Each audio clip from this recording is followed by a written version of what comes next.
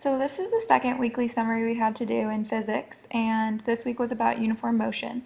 The first thing we had to do was the 4D humanity discussion, which we opened this document and we had to answer our thoughts and opinions about what you said, how humans were quad-dimensional, emotional, social, spiritual. I agreed with some of your statements, and then I also disagreed, but overall I thought this was a really interesting article you had us read, and it definitely pointed out some good questions and made some good assertions. After that, we had to respond to the nature of science discussion from the previous week, and I responded to 8 of those. Another thing we needed to start looking at was controversial debate topics. I looked into a couple of them and started doing some preliminary research on some of the topics, and some of them are really interesting, so I'm looking forward to that. As for our cultural science topic approval, I plan to go to the Arizona Science Center and do my paper about what I see there. This week's NEAT resource was kind of vague. It could have been anything that we've learned from chapters 1 through 7.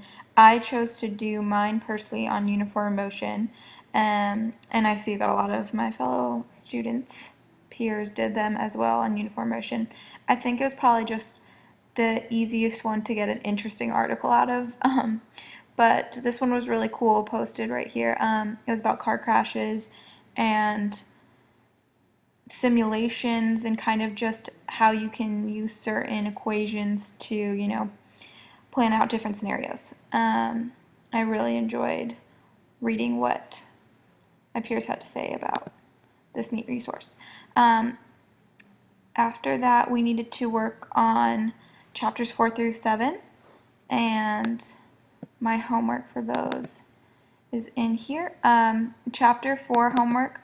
My homework is right here. It's a little horizontal, but as you can see, I learned definitely what a vector is, and the head and the tail and the vector components, and how to calculate them.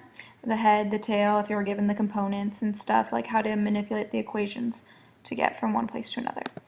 And then in chapter 5, this one was about uniform motion, and I definitely learned a lot about the displacement and all the equations and how to calculate velocity and how different times affect different things. It's very interesting. For chapter 6, we had to put what we learned about uniform motion into the tracker system, where we had to upload a video in it, and as you can see, this is just the general setup of getting the video and setting up the coordinates and the origin. And we basically tracked the ball's motion, and it plotted over here. And then from there we analyzed those graphs, and I do have a photo of them, and we found like standard deviation points, slopes, and I definitely learned so much about this program because I had no previous knowledge about tracker at all. And then in chapter 7 we had a lab on uniform motion in VPython, and this was very intricate. And we basically had to put 3 balls on a plane and make them move at a certain time. You can see here my positions, my speeds of each ball, and that was a little difficult to get, but once I got it, it was awesome. Here's another photo, another angle of the balls along the plane.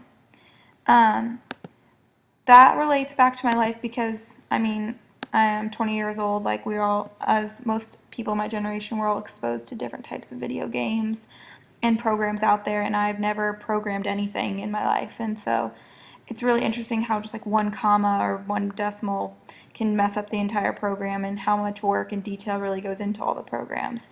And this relates to my life because I'm on the internet for hours on end, as probably most of my generation is as well. So it's really interesting to see all the details and the workings behind all these programs we just upload and don't think too much about. And that was my second week in physics.